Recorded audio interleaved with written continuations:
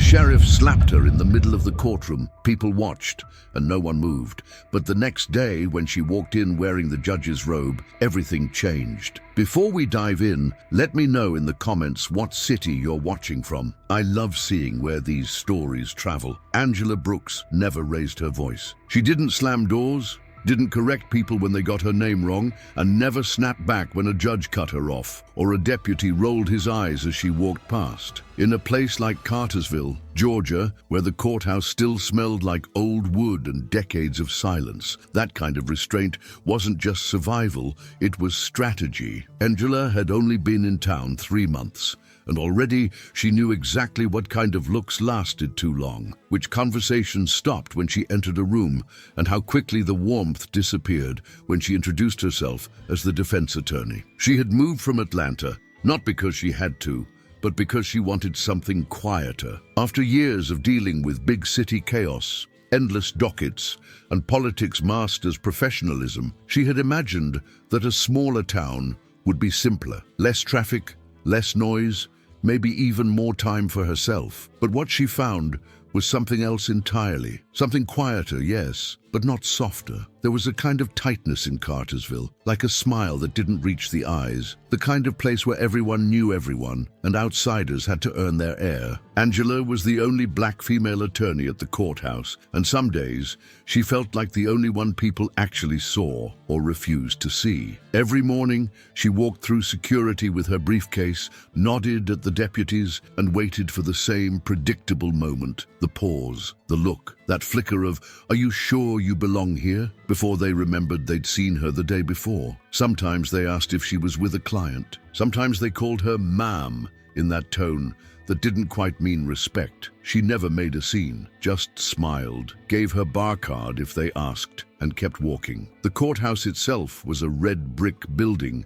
surrounded by cracked sidewalks and ancient oak trees that leaned a little too far in summer storms. Inside, the air was cool, stale, filled with the sound of shuffling papers and slow footsteps. The people who worked there, clerks, bailiffs, assistants, had long ago settled into a rhythm, and Angela didn't disrupt it, but she didn't fit it either. Dana, the court clerk, was one of the few who greeted her with warmth. Mid-30s, white, sharp but kind, Dana had taken to Angela quickly, sensing both her competence and her isolation. Most days, it was Dana who slipped her updates, courtroom assignments, or even whispered reminders when she could tell Angela was being deliberately cut off or talked around. Then there was Sheriff Ray Dalton, a tall, broad-shouldered man in his late 50s, with thinning blonde hair and a silver badge that seemed to carry more weight than it should. He had been in uniform longer than Angela had been practicing law. Locals loved him, said he kept the streets clean,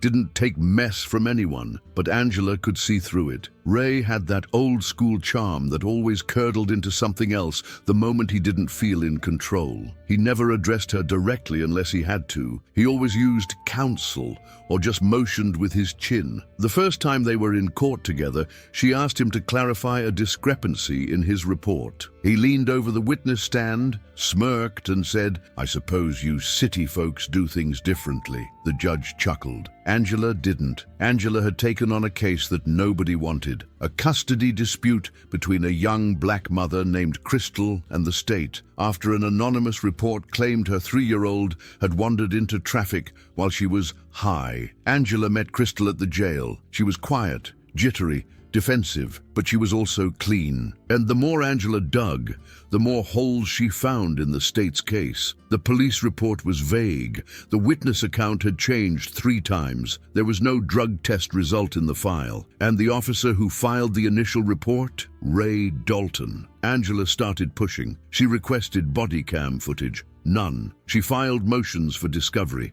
She subpoenaed phone logs. Each step seemed to irritate the court staff more. DA Matt Heller, young, polished, and clearly eyeing a future in politics, treated her like a nuisance. In a pre-hearing meeting, he leaned against the table and said, "Look, this isn't Atlanta. You're not going to win favor by playing crusader. We keep things simple here." Angela wanted to ask what simple meant, but she knew it meant unchallenged. It meant compliant. It meant don't dig too deep. don't shake things up, and definitely don't suggest that the people running the system might be wrong. By her third week on the case, she could feel it in the air. The judge, a worn-out man named Hal McGowan, seemed to lose his patience more quickly whenever she spoke. Her client's visitation was delayed, then cancelled altogether with no explanation. Angela showed up early every day, stayed late, typed her own motions when her assistant was mysteriously reassigned. She kept everything by the book. She knew that any slip-up, even the tone of her voice, would be used against her. One afternoon, after a particularly frustrating hearing, Angela sat on the courthouse steps, her fingers clenched around her coffee cup. Dana joined her without a word, handing her a paper bag with a sandwich inside. They sat in silence for a few minutes before Dana said softly, "You're making waves." Angela didn't answer. Dana looked at her, hesitant, not saying you shouldn't. Just, "This place isn't used to it." Angela turned to her. "I'm not here to make friends, I'm here to practice law." Dana smiled faintly. "Yeah, but around here, sometimes those are the same thing." That night, Angela called her mother. She didn't usually talk about work, but something about that day had settled wrong. Her mother's voice was gentle, steady. "You know where you are, baby. Just don't let them change you. You come from people who stood in worse rooms and still told the truth." Angela sat in her apartment long after the call ended, staring at her files. The photo of Crystal's son, Micah, taped to the top of the folder, stared back. Big, brown eyes. Barely 3 years old. Angela thought of all the times people like Crystal had been labeled unfit for reasons that had nothing to do with love and everything to do with perception. The next morning, she walked into the courtroom and handed the judge a motion that no one expected, a formal request to suppress all testimony from Sheriff Dalton in Crystal's case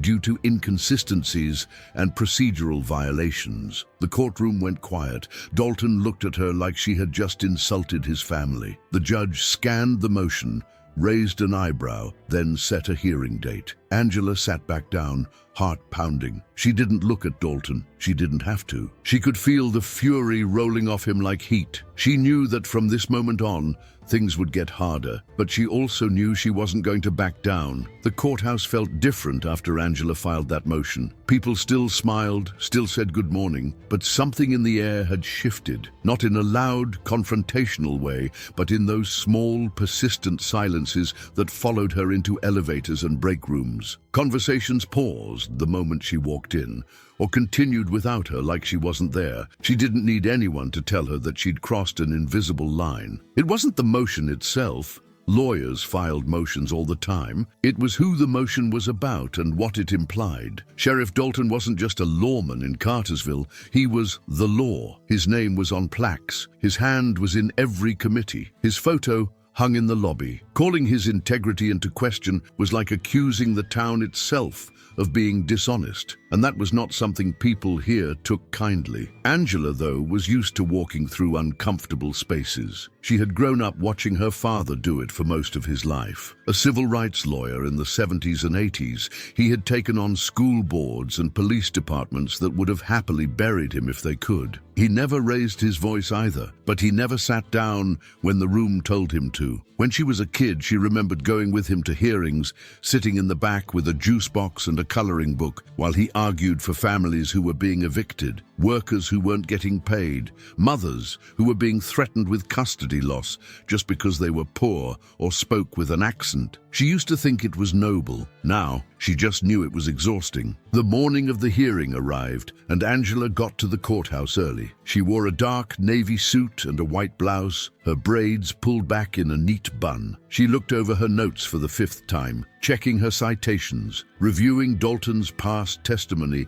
in similar cases. What she had wasn't explosive, but it was enough to raise questions. Inconsistencies in his statements about the night Crystal's son had wandered into the street, a missing dispatch call. No confirmation of the anonymous tip that allegedly started the whole thing. None of it proved malice, but it showed a pattern, and Angela knew that in court, patterns were sometimes louder than facts. When she walked into the courtroom, Sheriff Dalton was already there, seated in the front row, legs spread, arms crossed, as if daring her to look his way. She didn't. She greeted the judge, nodded to the clerk, and sat at her table, placing her files in careful order. D.A. Heller arrived 5 minutes later, full of polite irritation. He dropped his leather briefcase on the table with a thud and gave her a practiced smile, the kind that was more about keeping up appearances than offering respect. Angela didn't return it. Judge McGowan entered with his usual shuffle and weary expression. He adjusted his glasses,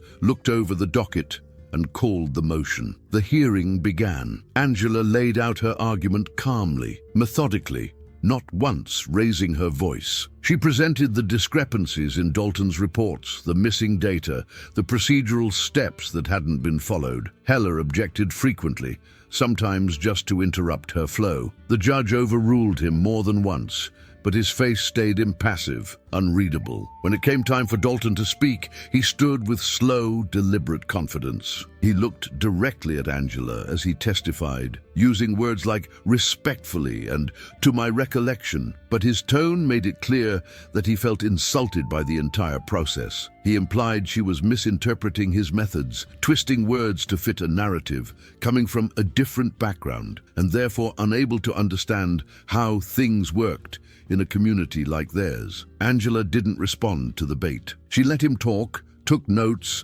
and only asked follow-up questions when absolutely necessary. She didn't need the court to see her win a debate. She just needed the record to show what had been said. After the hearing ended, the judge took the motion under advisement and said he'd rule by the end of the week. The courtroom emptied slowly. Angela packed her files in silence, but as she stood, Dalton walked past her and muttered just loud enough to hear, "You're playing a dangerous game, sweetheart." She didn't flinch. She didn't look up. She simply replied evenly, "It's not a game." Outside the courthouse, Dana was waiting. She handed Angela a folder with new case assignments and said softly, "That took guts." Angela nodded, not because she felt brave, but because she was too tired to say anything else. They walked down the hall together, both pretending not to notice how the hallway emptied a little faster than usual when they passed. Over the next few days, the whispers grew. Angela started receiving emails with no subject lines. Anonymous notes slipped into her inbox with phrases like, "Watch yourself," or "Don't forget where you are." One morning, her car tires were slashed in the parking lot. No one claimed responsibility. No one saw anything. The sheriff's office offered to investigate, but Angela knew better than to expect answers. Crystal, her client, was becoming more withdrawn. In their meetings, she sat with her arms crossed tightly over her chest, barely speaking. Angela tried to reassure her, but Crystal was growing hopeless. Her son had been placed in a foster home 2 towns over. Visits were rare and supervised. She was starting to believe that no matter what Angela did, the outcome was already decided. "You ever feel like they already made up their minds before you walk in the room?" Crystal asked during one of their sessions, eyes staring blankly at the table. Angela hesitated before answering. "Every day, but that doesn't mean they're right." Angela knew she couldn't control the court's decisions, but she could control her record. She documented everything. She filed every request in writing. She kept receipts, emails, timestamps. Every time someone ignored her, denied a motion without cause, skipped a step, she noted it. And slowly, without meaning to, she began to build something stronger than just a case. She was building a history, a record of how the system worked when no one thought it was being watched. Meanwhile, Matt Heller doubled down.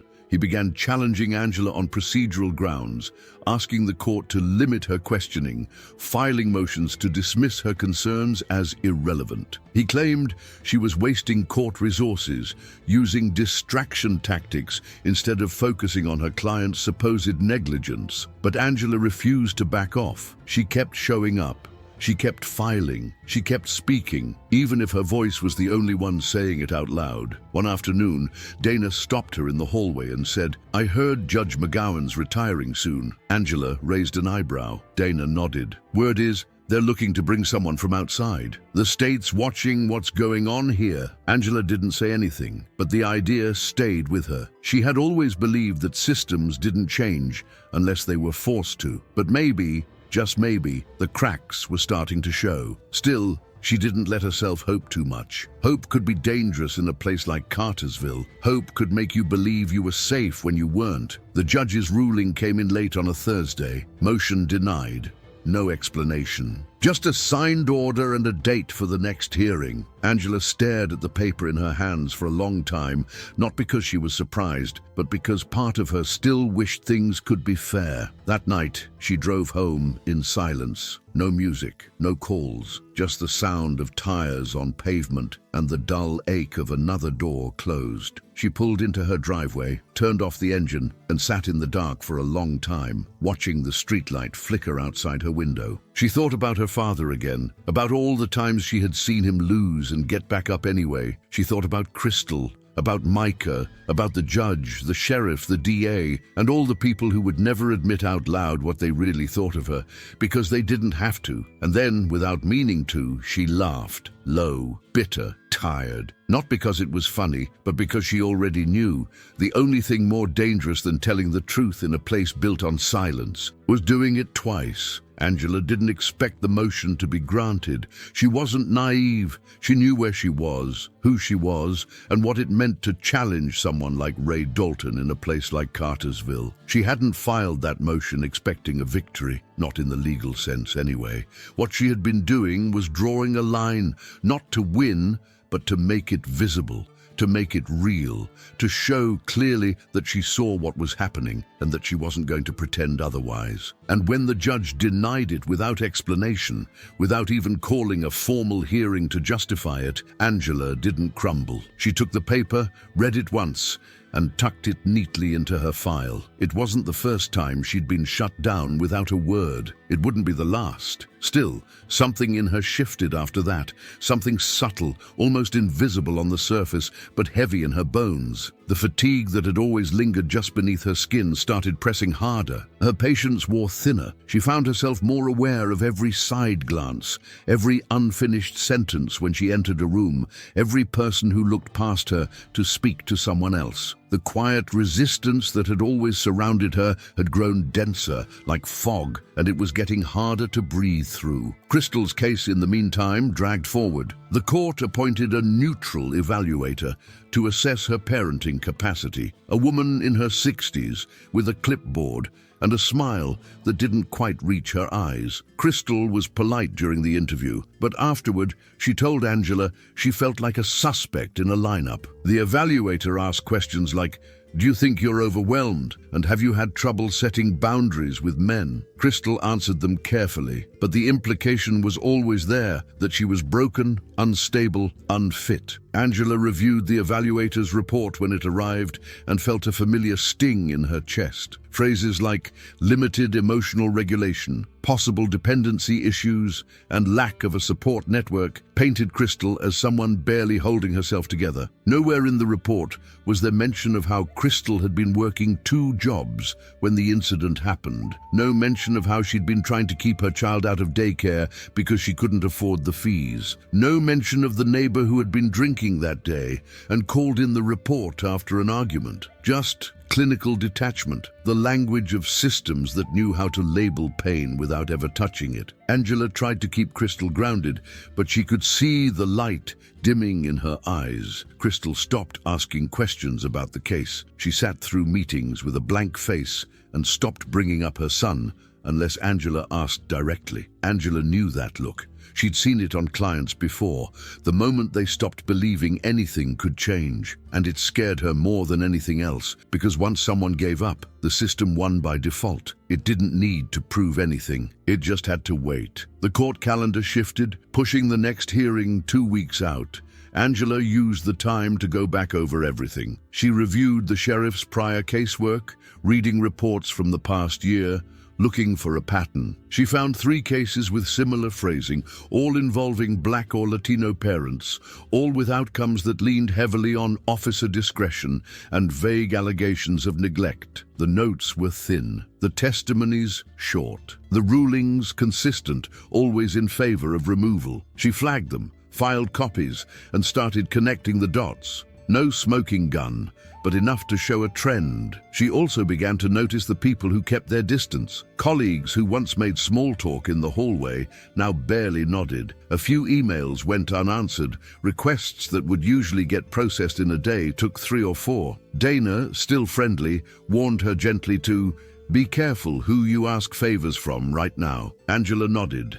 Even though the warning stung, she wasn't asking for favors. She was asking for basic decency. But in places like this, even that could look like a threat. Then came the hearing that changed everything. It wasn't even supposed to be a big one. A simple continuation hearing to confirm dates for trial prep, maybe review visitation, if the judge felt generous. Angela came in ready to move quickly through the docket. Crystal showed up on time, wearing a navy dress Angela had bought her the week before, after finding out she didn't own anything without bleach stains. Her hair was done. She looked tired, but she sat up straight and tried to look confident. Angela felt a small flicker of hope. Maybe they'd get through the day without damage. Then the sheriff walked in. Ray Dalton entered the courtroom like it was his living room. Confident, slow-paced, with that slight smile he wore when he knew the room tilted in his direction. He wasn't scheduled to testify that day. Angela double-checked the docket, but he came anyway,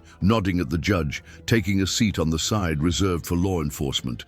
Angela felt her stomach tighten. He wasn't here as a witness. He was here as a presence, as a reminder. She glanced at Crystal, who had noticed too, and immediately shrank into her seat, her hands clenched tightly in her lap. When the judge entered, the room stood. Judge McGowan looked the same as always, worn down, a little annoyed to be there, but going through the motions. They moved through the docket quickly until they reached Crystal's case. Angela stood, introduced herself again for the record, and began to address the court regarding Crystal's visitation rights. She laid out her argument carefully, referencing progress reports from Crystal's counselor, negative drug tests, stable housing arrangements. Heller objected, saying the situation was still too unstable to consider changes. The judge nodded, said he'd take it under advisement, and began moving on. But then Ray Dalton stood up. "I have a concern, Your Honor," he said, his voice casual but firm. Angela immediately stepped in. "Your Honor,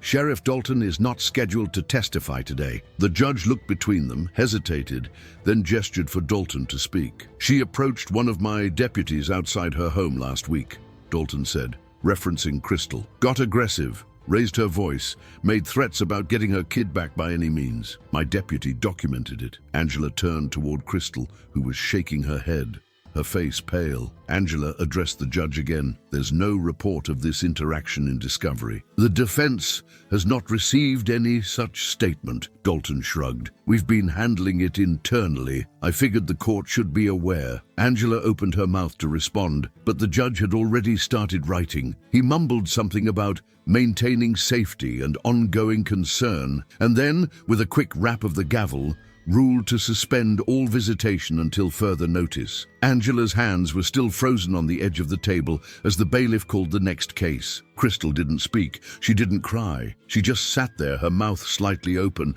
like the air had been pulled out of her lungs. Angela helped her up, guided her out of the courtroom, and the moment they were outside, Crystal looked at her and whispered, "Why'd he lie like that? I never said anything. I didn't even see no deputy." Angela didn't have an answer, not one that would help, because the truth was, in a room like that, it didn't matter what Crystal said or didn't say. It mattered what someone like Dalton said she said. That night, Angela sat on the floor of her apartment, case files spread around her like a storm. She didn't cry, she didn't scream, she just stared at the same piece of paper, the visitation order, for what felt like hours. Then slowly, she picked up her phone and called her mother again. This time, she didn't talk about the law or the case. She just said, "I don't know what to do anymore, Mama. Every time I get close, they move the line." Her mother listened, then said something that stuck with her. Then stop playing their game. Make them play yours. Angela didn't sleep that night. She stayed up reviewing the sheriff's public records, combing through local news stories, looking into state oversight policies for court officers. She printed things, highlighted, made calls, sent emails, not because she thought she could win Crystal's case that week, but because she realized something she hadn't said out loud yet. This wasn't just about Crystal anymore. It wasn't even about the court. It was about a structure that had calcified around a handful of powerful men who decided who mattered and who didn't, and expected everyone else to nod along. Angela wasn't going to nod anymore, and for the first time in weeks, that thought made her feel something close to awake. Angela had always been measured. That's how she'd made it this far, by staying calm when others lost their temper, by being composed when things got ugly, by never giving anyone the satisfaction of saying she was angry. She had learned early that the world didn't hear her frustration the way it heard others. It interpreted her disappointment as aggression, her concern as defiance, so she kept her edges smooth, her tone even, and her hands still, no matter how much noise the world made around her. But something shifted after that last hearing. Not loud or dramatic, just a quiet realization that what she'd been doing wasn't working anymore, that it didn't matter how politely she fought if the room had already decided she wasn't supposed to win. The following week moved like wet concrete. Every time she stepped into the courthouse, it felt heavier than before. Dana remained friendly but distant, like someone afraid of being seen too close to a fire. Heller didn't bother with pleasantries anymore. He barely looked at her unless he had to, and when he did, there was a new smugness behind his eyes, like he'd figured out how far he could go without consequences. Angela continued filing motions, documenting inconsistencies, asking for transcripts and reports. But everything was suddenly slower. Responses took days. Phone calls went unanswered. One day, when she showed up to a scheduled deposition, the witness had been rescheduled without informing her. She stood in the hallway with the court reporter for nearly an hour before someone finally confirmed it had been intentional. They didn't say it outright. They didn't have to. Crystal, meanwhile, had gone almost completely silent. Angela still met with her weekly, still updated her on the case. But Crystal no longer asked questions or made suggestions. She simply nodded, signed where asked, and left. Her posture had changed too, always hunched, like she was trying to disappear inside herself. Angela tried to get her to talk, even outside the case. She brought her coffee once just to break the routine, but Crystal only stared at the cup like she didn't know what to do with it. "They already decided I'm nothing," she said quietly. "Now I'm just waiting for them to finish saying it." Angela didn't push. She knew the feeling too well. Then came the morning when everything finally cracked open. It was supposed to be a simple procedural day, a full docket of routine hearings, including a progress review for Crystal's case. Angela prepared as she always did, reviewing every note, double-checking the file, arriving 20 minutes early. When she got to the courtroom, she noticed the mood was different. There were more people than usual, not just for Crystal's hearing, but in general. Deputies posted near the back. A few reporters. Even the bailiffs looked tense.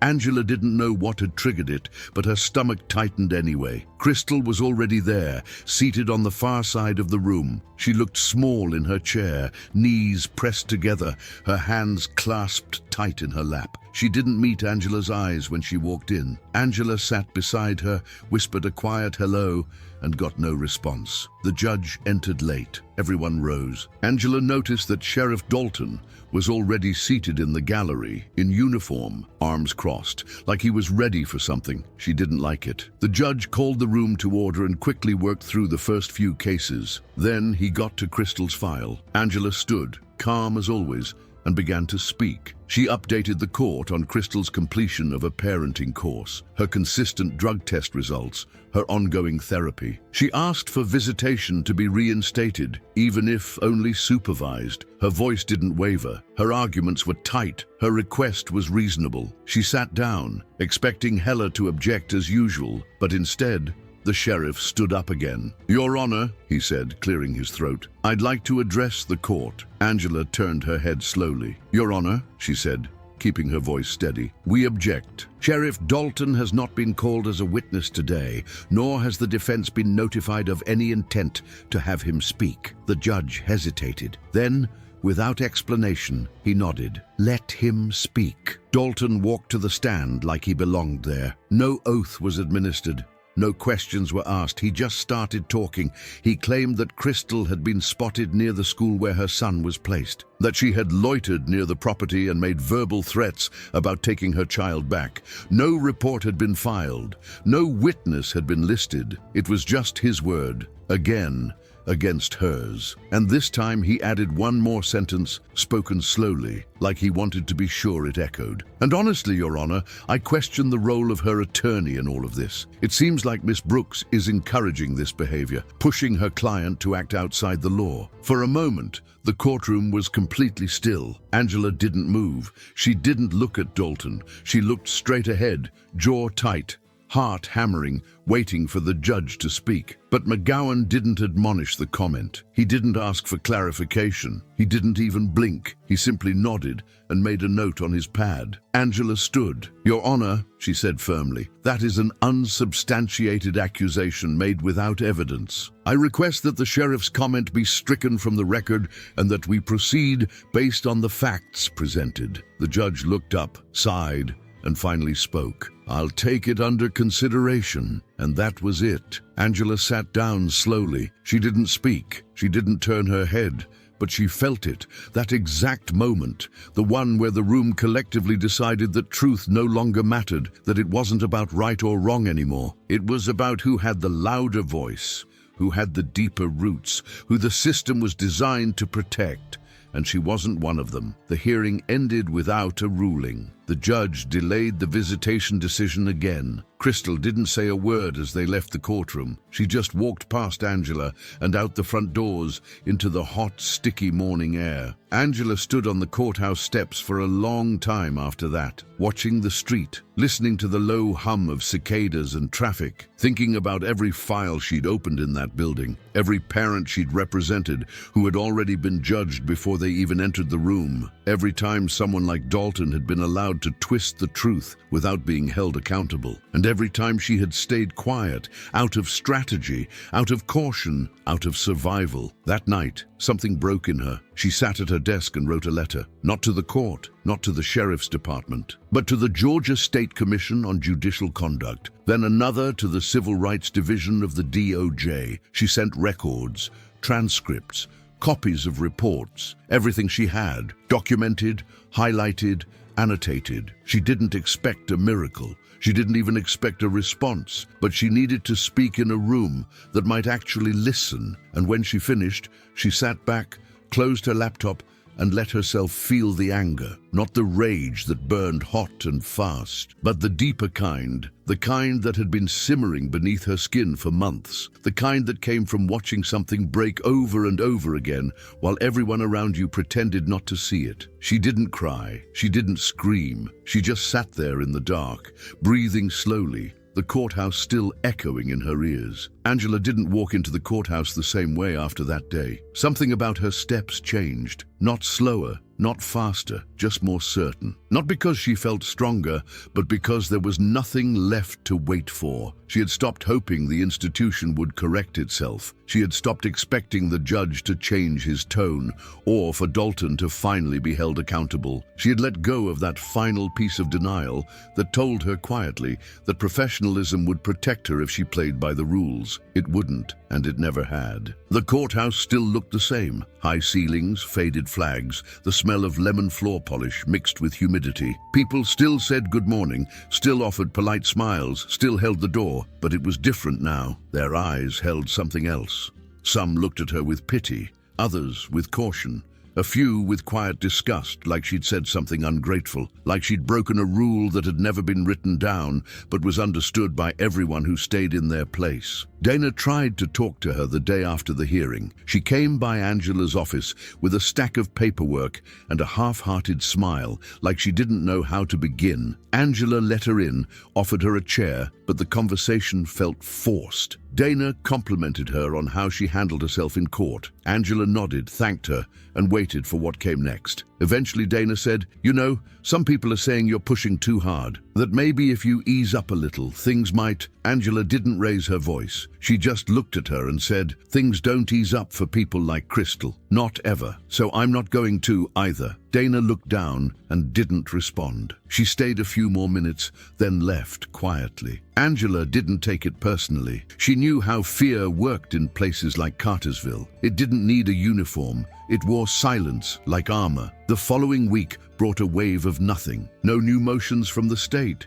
no responses to her filings, just an oppressive stillness. Angela called the clerk's office twice about a missing document and was told both times that it had been misplaced. She walked past deputies in the hall who openly turned their backs. One even made a low whistling noise as she passed, like she was some stray dog crossing into the wrong yard. She didn't flinch. She didn't break stride, but her body stayed tense for hours afterward. What she hadn't expected, what caught her off guard, were the quiet messages that began to show up in her inbox late at night. Anonymous, mostly. A few were cruel, telling her to leave town, to go back where you came from. But a few were different. One simply said, "He did the same thing to my cousin.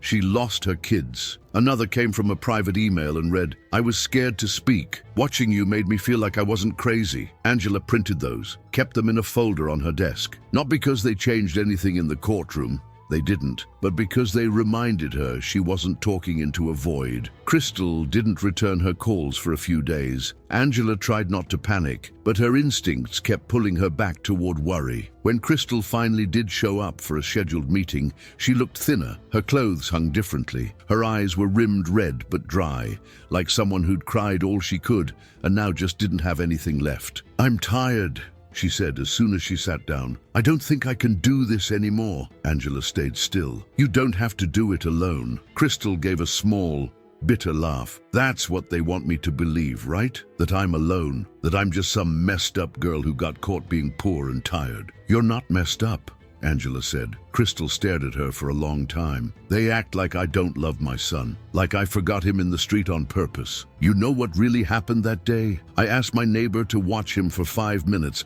I had to run across the street to get his asthma meds from a friend who could loan me hers until I got paid. 5 minutes. I come back and he's outside alone. And she told the cops I left him. That's how it started." Angela didn't speak. There was nothing to say.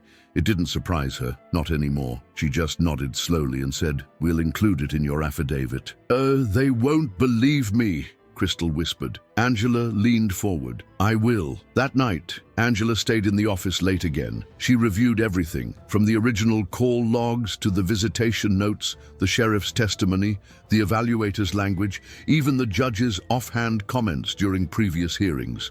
She wasn't looking for a single mistake anymore. She was collecting a picture, a portrait of bias that had been painted one casual decision at a time. And when she had enough, she began building something else. Not a motion, not an appeal, but a complaint. A formal judicial conduct complaint. It was risky, career-threatening even, but she was past the point of caring about her reputation in a town that never saw her as an equal to begin with. The morning she planned to file it, she walked to the courthouse feeling something unfamiliar, not calm, not angry, just clear. Her steps were steady. She passed people without nodding. She entered the judge's chambers with a folder in her hand and delivered the letter directly to the administrative assistant, who blinked at her but said nothing. Then she left and returned to her office. Later that afternoon, she received a call from someone she hadn't expected, a staffer from the State Oversight Board. They had received her documents.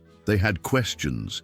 They wanted to schedule a review. Angela agreed and hung up, her hand trembling slightly for the first time in weeks. That evening, as she was preparing to leave, she saw something she hadn't seen before, a deputy waiting outside her office. It wasn't one she recognized well, younger, probably new. He looked nervous. "Miss Brooks?" he asked. She nodded. "I just wanted to say, I saw what you wrote, the complaint. It's true. About Dalton. A lot of us know. We can't say anything. But he's not untouchable, just so you know." Angela stared at him for a moment. unsure what to say. He was gone before she could answer. She closed the office slowly that night, walked to her car with her keys between her fingers just in case, and drove home with the windows cracked, letting in the warm southern air. When she got in, she didn't turn on the lights. She sat in the dark, kicked off her shoes and breathed, deep and slow. It wasn't over. Not by a long shot, but something had finally shifted. Not in the courtroom, not in the system, but in the silence around it. And sometimes that's where change begins. When Angela woke that morning, the sky was still dim, and everything outside her window looked quiet in a way that didn't feel peaceful, just still, like a town holding its breath. It had been a month since she submitted the complaint.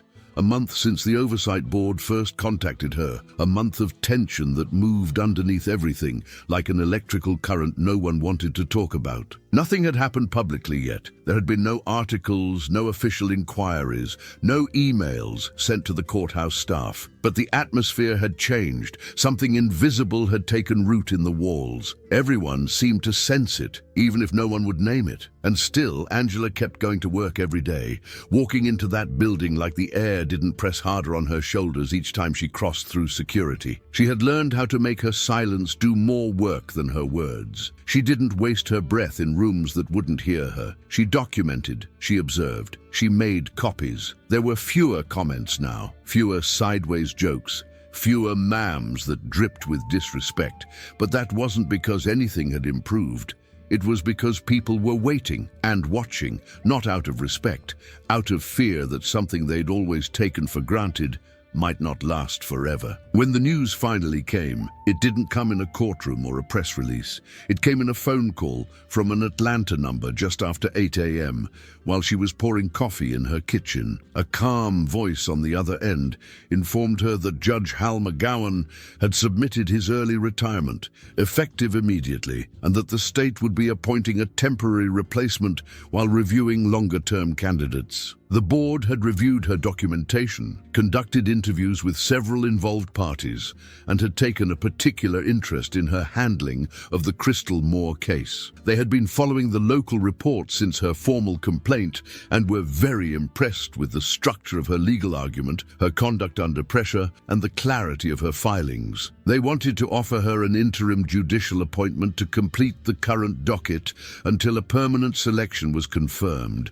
If she accepted, Angela didn't answer right away. She stared out the window, her hand wrapped around the coffee mug, eyes unfocused, not because she was unsure of the answer, but because of everything that question carried. Every room where she had been talked over, every time someone like Dalton looked her in the face and dared her to challenge him, every sleepless night, preparing motions that would never be read, every client who cried in silence because they knew they'd already been labeled, every look that told her she was out of place, and the weight she carried just to prove she wasn't. "Yes," she said, quietly but clearly. "I accept." She hung up, stood in the center of her living room, and let the silence fill the space around her. Then she placed her mug on the counter and started getting ready. By the time she pulled into the courthouse parking lot, the sun had broken through the clouds and cast a hard light over the asphalt. She walked up the courthouse steps slowly, her heels steady, her expression unreadable. She wasn't nervous. She wasn't excited. What she felt was deeper than either. It was the calm that came from knowing exactly who you were, no matter who tried to define you otherwise. Inside, people moved like they always did. Small talk in the hallways, the shuffle of files being carried from one office to the next, the buzz of printers and phones, and soft conversations behind half-closed doors. But when Angela walked through the double doors in her robe, freshly pressed, simple, dark, the air shifted, not all at once. It was subtle, like the way a room pauses when a stranger walks in, except she wasn't a stranger anymore. She had been here. They had seen her. They just hadn't been looking. The courtroom was already half full. Heller was at the prosecutor's table, flipping through papers with an intensity that felt performative. Dana stood by the clerk's desk, her posture stiffer than usual. A few deputies leaned against the back wall, arms crossed. Sheriff Dalton sat in the front row, not in uniform this time, but still wearing that same expression, the one that said he was used to being in control and wasn't planning to give it up. Angela stepped up to the bench slowly. She placed her folder on the desk, adjusted the microphone, and glanced around the room. No theatrics. No speech, just one sentence to open court. This court is now in session. Dana looked up from her desk. Their eyes met for a second. Angela saw something behind her expression that hadn't been there before. Not pity, not sympathy, something closer to respect, or maybe it was relief. The first few hearings moved quietly. Mostly continuances, procedural matters, bail reviews. Angela stuck to protocol, called each case firmly, ruled by the book, and never once raised her voice. She wasn't interested in making a show. She was interested in showing them what it looked like when the rules actually meant something, not just when they protected the right people. Then came the case that had brought her here in the first place. Crystal Moore sat in the defendant's chair, her hands folded, her clothes neat but worn. She didn't seem to realize what was happening at first. She kept looking toward the clerk, then toward the bailiff, like she was waiting for someone to tell her where to go. When she looked up at the bench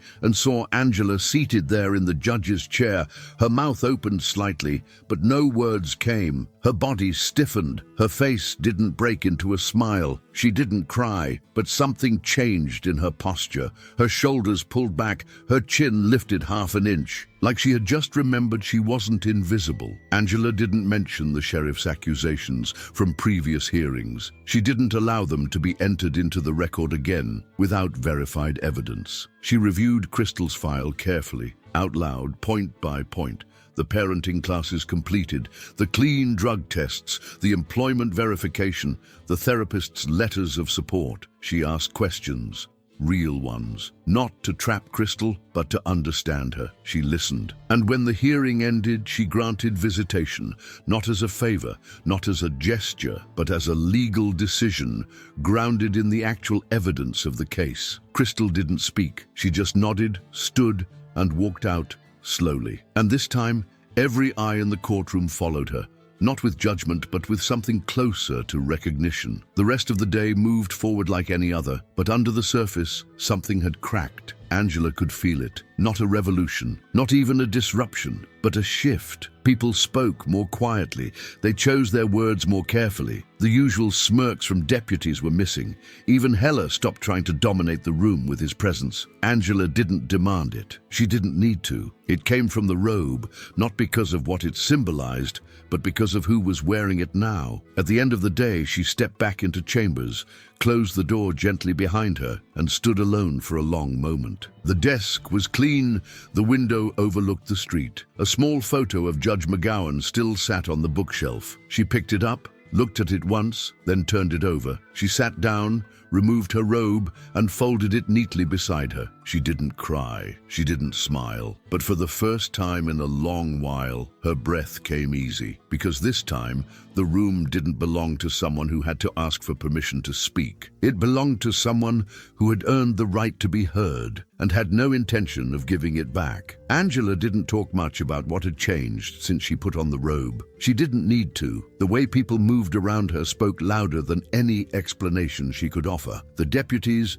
who once addressed her with clipped tones, now used careful formality. Clerks who once barely looked up when she entered now stood a little straighter. Even Heller, though still smug in his own right, had learned to measure his words. But Angela didn't take any of that as respect. She knew the difference between respect and recalculation. What she saw was not admiration. It was people repositioning themselves around a new center of power they hadn't expected. They didn't fear her. Not exactly. They feared what she represented now. That someone like her, someone they'd tried to push aside, now had the final word in the very room they once controlled without question. The courtroom ran quieter these days. More orderly. People didn't interrupt as often. Motions were argued with fewer theatrics. Angela handled cases by the book, without drama, and with a fairness that was steady and deliberate. But underneath it all, the town wasn't quiet. Outside the courthouse, the conversations had turned louder, sharper. The local paper had run a piece titled "A Shift in the Court, Cartersville's New Voice on the Bench." It was careful not to editorialize too much, but the article quoted anonymous sources calling the change divisive and premature. Angela didn't respond publicly. She didn't need to. Every decision she made spoke for itself. What no one expected, what Angela had quietly prepared for, was the formal investigation into Sheriff Dalton that arrived just 2 weeks after she resumed Crystal's hearing. The State Oversight Board had taken interest in the pattern of inconsistencies Angela had submitted, not just in Crystal's case, but in several others. Reports were reopened, testimonies were re-reviewed, and when a second woman came forward, a former foster mother who had once accused Dalton of pressuring her into testifying against a biological parent, everything started moving faster. Dalton's demeanor didn't change much at first. He still walked through the courthouse like nothing had touched him, still stood in the back of courtrooms with his arms crossed, like a man watching something he still believed belonged to him. But the cracks were showing, a little more silence in his steps, a little more tension in his jaw. And when the formal notice of investigation was served to his office, it was Angela who signed the court order, allowing the board to access sealed files. The irony wasn't lost on anyone. She didn't take pleasure in it. That wasn't her way.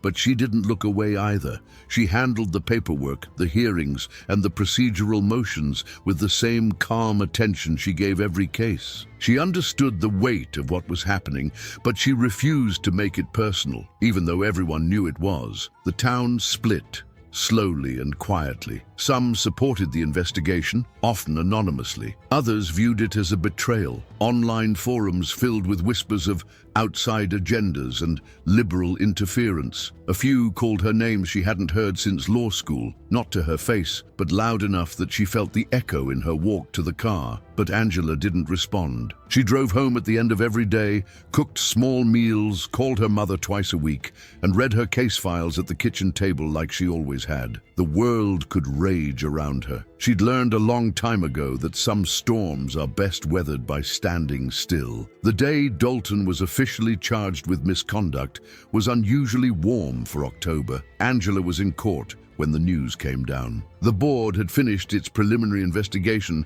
and found sufficient cause to file charges of professional misconduct, abuse of authority, and obstruction of justice in at least 4 cases. One involved a teenager whose mother had been falsely accused of drug use based on a fabricated report. Another case revealed that Dalton had altered a body cam transcript in a domestic dispute hearing, removing details that would have contradicted his own statements. The sheriff's department issued a brief press release stating that Dalton would temporarily step back from public duties while maintaining his innocence. But by that afternoon, his office door was locked. Angela didn't celebrate. Instead, she went back to the bench and finished hearing the day's cases. That evening, she took off the robe, hung it carefully behind her door, and sat for a long time without turning on the lights. Not because she was overwhelmed, because she needed the silence. She needed to sit with the truth that justice,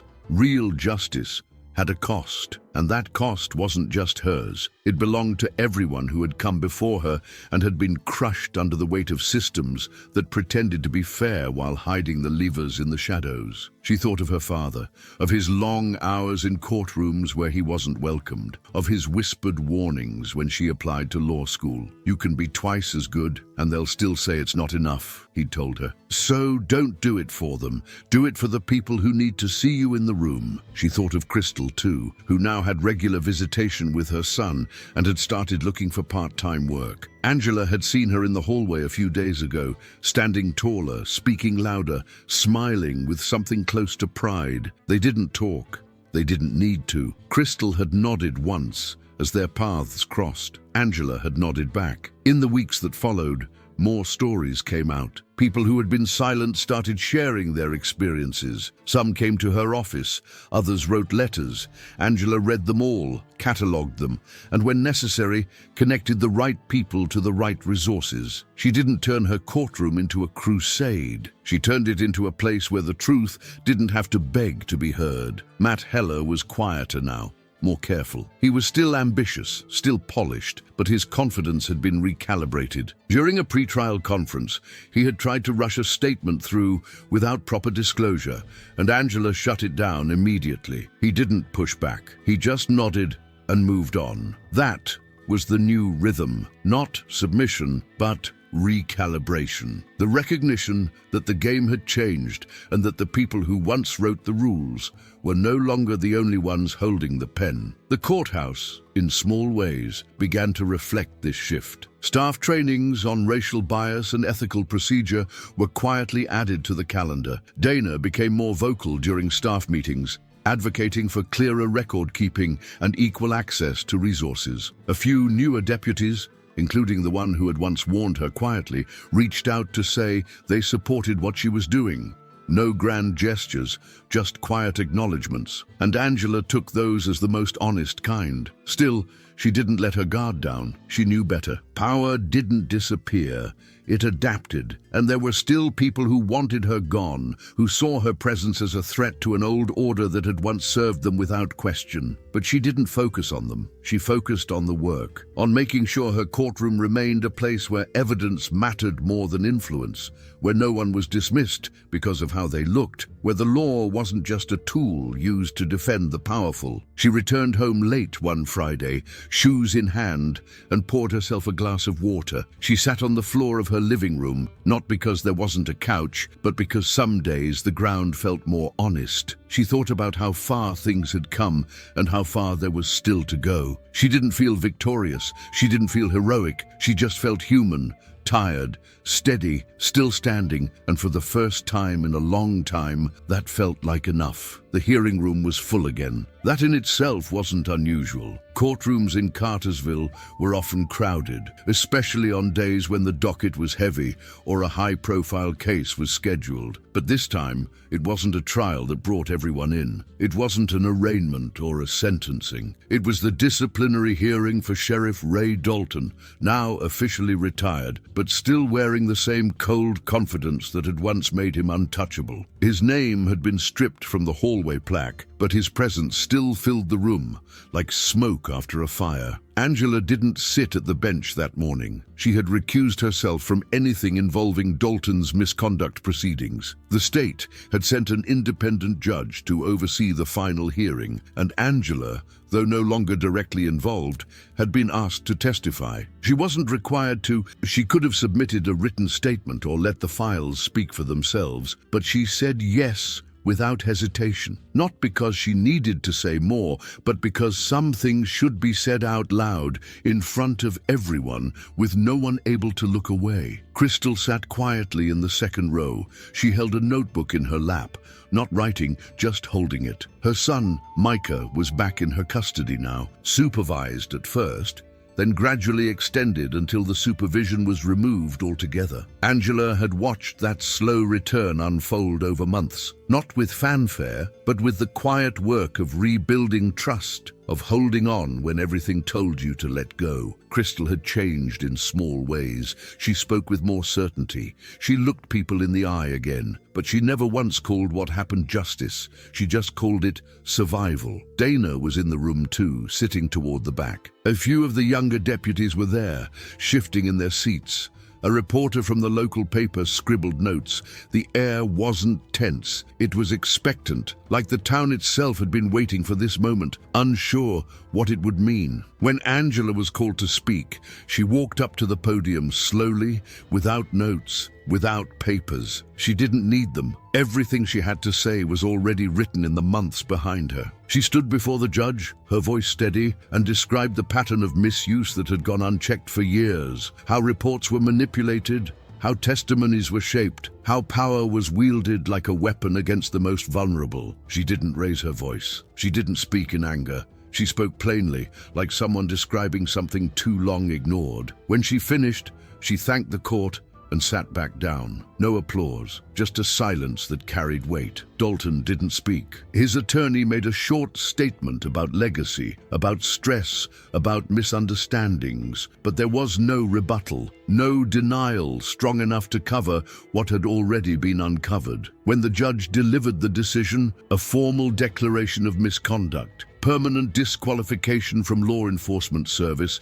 and a referral for criminal review. No one clapped, no one cheered, they just listened. And in that moment, something subtle happened. Not a celebration, but a shift. The kind of shift that doesn't change headlines, but changes memory. Because now, the record held the truth. Now, the stories that had been whispered in kitchens and in back halls had been named aloud, and that mattered. Angela stepped outside afterward, letting the fall air hit her face. The wind had picked up, and the leaves along the sidewalk were starting to turn. She didn't feel triumph. She felt a kind of stillness, the kind that comes after a long storm, when the sky hasn't cleared but the rain has stopped. She stood quietly, watching people filter out of the building, and then saw Crystal approach. They didn't hug. They didn't say much. Crystal looked at her and said, "I didn't think I'd ever see him held accountable." Angela nodded. "Neither did I." Crystal smiled.